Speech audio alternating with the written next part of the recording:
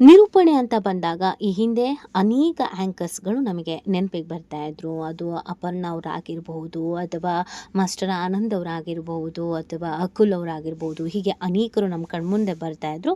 ಇವತ್ತಿಗೂ ಕೂಡ ಅವ್ರು ಯಾವಾಗಲೂ ನಮ್ಮ ನೆನಪಲ್ಲಿ ಇರ್ತಾರೆ. ಆದರೆ ಇತ್ತೀಚೆಗೆ ಆ್ಯಂಕರಿಂಗ್ ಅಂತ ಹೇಳಿದ್ರೆ ನಮ್ಮ ಕಣ್ಮುಂದೆಗೆ ಬರೋದು ಅನುಶ್ರೀ ಅವರಾಗಿತ್ತು.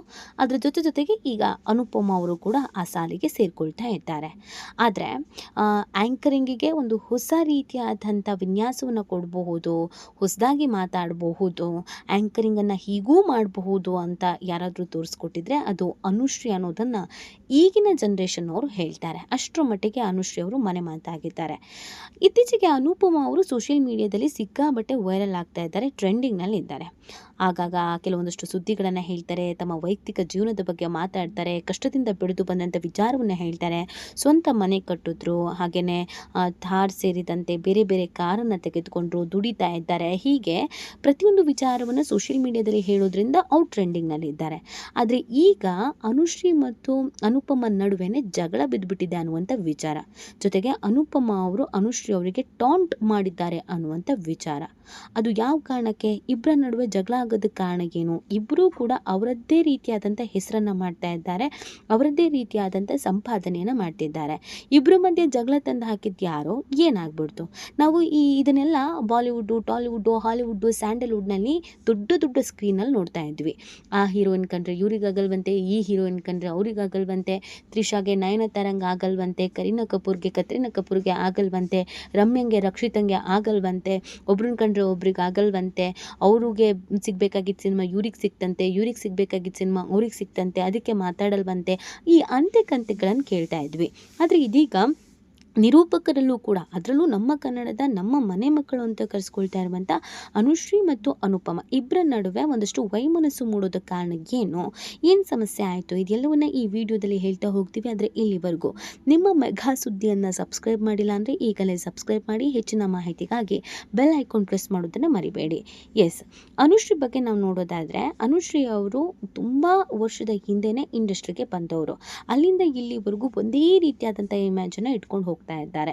ಎಲ್ಲರಿಗೂ ಅವರು ಇಷ್ಟ ಆಗ್ತಾ ಇದ್ದಾರೆ. ಎಷ್ಟೋ ವರ್ಷಗಳ ಕಾಲ ಒಬ್ಬಾಕೆ ಆ್ಯಂಕರಿಂಗ್ ಮಾಡೋದು, ಆ ಆ್ಯಂಕರಿಂಗನ್ನು ಬಹು ವರ್ಷಗಳ ಕಾಲ ಜನ ಇಷ್ಟಪಡೋದಿದೆಯಲ್ಲ, ಅದು ಸುಖ ಸುಮ್ಮನೆ ವಿಚಾರ ಖಂಡಿತವಾಗಿಯೂ ಅಲ್ವೇ ಅಲ್ಲ. ನೀವು ಅನುಶ್ರೀ ವಿಚಾರಕ್ಕೆ ಬಂತು ಅಂತಂದರೆ ಅವರು ವೇದಿಕೆ ಮೇಲೆ ನಿಂತು ಮಾತಾಡೋದಕ್ಕೂ ಸಹಿ, ಅಥವಾ ಸೆಲೆಬ್ರಿಟಿಗಳ ಪಕ್ಕದಲ್ಲಿ ಕೂತು ಮಾತಾಡೋದಕ್ಕೂ ಸಹಿ, ರಿಯಾಲಿಟಿ ಶೋಗಳನ್ನ ನಡೆಸಿಕೊಡೋದಕ್ಕೂ ಸಹಿ, ಆ್ಯಕ್ಟಿಂಗು, ಹಾಗೆಯೇ ಡ್ಯಾನ್ಸು, ಇದೆಲ್ಲದರಲ್ಲೂ ಕೂಡ ಸೂಪರ್ ಡೂಪರು. ಎಲ್ಲರ ಜೊತೆಗೂ ಒಂದೊಳ್ಳೆ ಬಾಂಡಿಂಗನ್ನು ಇಟ್ಕೊಂಡಿದ್ದಾರೆ. ನಗುವ ಸಂದರ್ಭದಲ್ಲಿ ನಗಿಸಿ, ಅಳುವ ಸಂದರ್ಭದಲ್ಲಿ ಅತ್ತು, ನಿರೂಪಣೆಗೆ ವಿಭಿನ್ನವಾದಂಥ ಶೈಲಿ ಕೊಟ್ಟವರು ಅನುಶ್ರೀ ಅಂತ ಹೇಳಿದ್ರೆ ತಪ್ಪಾಗಲಿಕ್ಕಿಲ್ಲ. ಆದರೆ ಅನುಪಮ ವಿಚಾರ ಬಂತು ಅಂತಂದರೆ, ಒಬ್ಬ ನಟಿಯಾಗಿ ಸೀರಿಯಲಲ್ಲಿ ನಟಿಸಿ, ಅದಾದಮೇಲೆ ರಿಯಾಲಿಟಿ ಶೋಗಳಲ್ಲಿ ಕಾಣಿಸ್ಕೊಂಡು, ನಿರೂಪಣೆ ಬರದೇ ಇದ್ದರೂ ನಿರೂಪಣೆಯನ್ನು ಕಲಿತು ಇವತ್ತು ದೊಡ್ಡ ರಿಯಾಲಿಟಿ ಶೋಗಳನ್ನು ನಡೆಸಿಕೊಂಡು ಹೋಗ್ತಾ ಇದ್ದಾರೆ ಅಂತ ಅಂದರೆ ಅದು ಕೂಡ ಸುಲಭದ ಮಾತಲ್ಲ. ಆದರೆ ಇವರಿಬ್ಬರ ನಡುವೆ ಈಗ ಪೈಪೋಟಿ ಶುರುವಾಗಿರೋದು ನಾನೇ ನಂಬರ್ 1 ಅನ್ನುವಂಥ ವಿಚಾರಕ್ಕೆ. ನಿರೂಪಣೆಯಲ್ಲಿ ಯಾರು ನಂಬರ್ 1 ಅನ್ನುವಂಥ ವಿಚಾರ ಇದೀಗ ಸದ್ಯ ಟ್ರೆಂಡಿಂಗ್ನಲ್ಲಿದೆ. ಹಾಗೆ ನೋಡಿದ್ರೆ ಅನುಶ್ರೀ ಅವರು ಈ ವಿಚಾರದಲ್ಲಿ ಮಾತಾಡೋದಕ್ಕೆ ಹೋಗಿಲ್ಲ. ಆದರೆ ಅನುಪಮ ಅವರು ಇರಲಾರದೆ ಇರುವೆ ಬಿಟ್ಕೊಂಡಿದ್ದಾರೆ ಅನ್ನುವಂಥ ಲೆಕ್ಕಾಚಾರಕ್ಕೆ ಇದೀಗ ಹಿಗ್ಗಾಮುಗ್ಗ ಟ್ರೋಲ್ ಮಾಡಲಾಗ್ತಿದೆ. ಬಾಯಿಗೆ ಬಂದಂಗೆ ಅನುಶ್ರೀ ಫ್ಯಾನ್ಸ್ ಅನುಪಮ ಅವ್ರಿಗೆ ಬೈತಾ ಇದ್ದಾರೆ. ಅನುಪಮ ಮಾಡ್ಕೊಂಡಿದ್ದು ಎಡವಟ್ಟು ಏನು ಅನ್ನೋದನ್ನು ನಾವು ನೋಡೋದಾದರೆ, ನೀವು ಇತ್ತೀಚೆಗೆ ಗಮನಿಸಬಹುದು, ಅನುಪಮ ಅವರಿಗೆ ಒಂದು ಸಕ್ಸಸ್ ಸಿಕ್ಕಿದೆ. ಅನುಪಮ ಅವರು ಒಳ್ಳೆ ಹೆಸರನ್ನು ಮಾಡ್ತಿದ್ದಾರೆ, ಜೊತೆಗೆ ಒಳ್ಳೆ ಸಂಪಾದನೆಯನ್ನು ಕೂಡ ಮಾಡ್ತಿದ್ದಾರೆ. ಅವ್ರಿಗಿಂತ ಹೆಚ್ಚಾಗಿ ಒಳ್ಳೆ ಹೆಸರನ್ನು ಮಾಡಿರೋದು, ಸಂಪಾದನೆ ಮಾಡ್ತಾ ಇರೋದು ಅನುಶ್ರೀ ಅನ್ನೋದು ಕೂಡ ಎಲ್ರಿಗೂ ಗೊತ್ತಿರುವಂಥ ವಿಚಾರ. ತಮ್ಮದೇ ಆದಂಥ ಯೂಟ್ಯೂಬ್ ಚಾನಲ್ ಇದೆ, ಅದರ ಆದಾಯ ಕೂಡ ಅನುಶ್ರೀ ಅವರಿಗೆ ದುಪ್ಪಟ್ಟು ಬರುತ್ತೆ. ಇದೆಲ್ಲವನ್ನು ಹೊರತುಪಡಿಸಿ ನಂಬರ್ 1 ಆ್ಯಂಕರ್ ಯಾರು ಅನ್ನುವಂಥ ಒಂದು ಚರ್ಚೆ, ಅಥವಾ ಅದು ಎಲ್ಲ ಫೀಲ್ಡಲ್ಲೂ ಇದ್ದೇ ಇರುತ್ತೆ. ಅದು ಹೀರೋಯಿನ್ ಆಗಿರ್ಬೋದು, ಹೀರೋ ಆಗಿರ್ಬೋದು, ಕವಿಗಳಾಗಿರ್ಬೋದು, ಅಥವಾ ಪೊಲಿಟಿಷಿಯನ್ಸ್ ಆಗಿರ್ಬೋದು.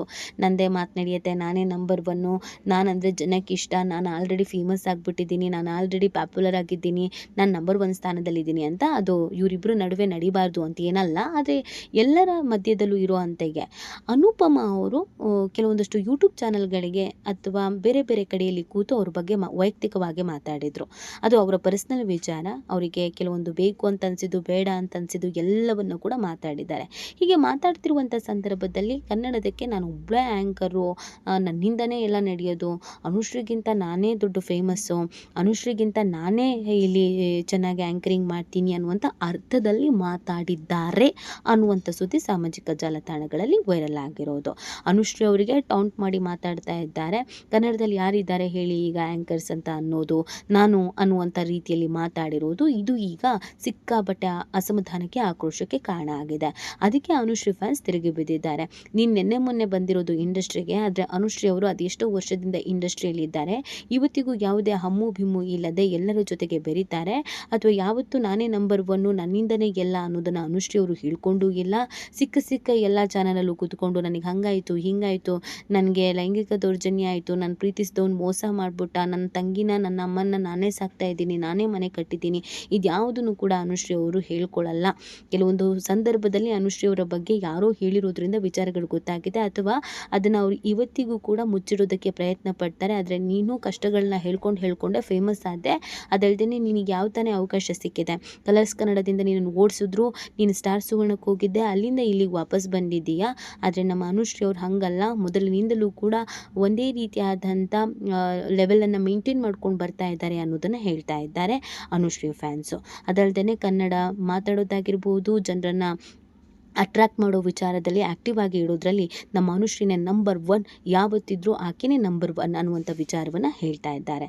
ಇದು ಅನುಪಮ ಮತ್ತು ಅನುಶ್ರೀ ನಡುವಿನ ಫೈಟ್ ಅನ್ನೋದಕ್ಕಿಂತ ಹೆಚ್ಚಾಗಿ ಫ್ಯಾನ್ಸ್ಗಳ ಫೈಟ್ ಅಂತ ಹೇಳಿದ್ರೆ ತಪ್ಪಾಗಲಿಕ್ಕಿಲ್ಲ. ಮತ್ತು ಅನುಶ್ರೀ ಯಾವತ್ತಿದ್ರೂ ನಂಬರ್ 1 ಆಗಿರ್ತಾರೆ ಅಂತ ಹೇಳ್ತಾ ಇರೋರು ಅನೇಕರು ಕೂಡ ಇದ್ದಾರೆ.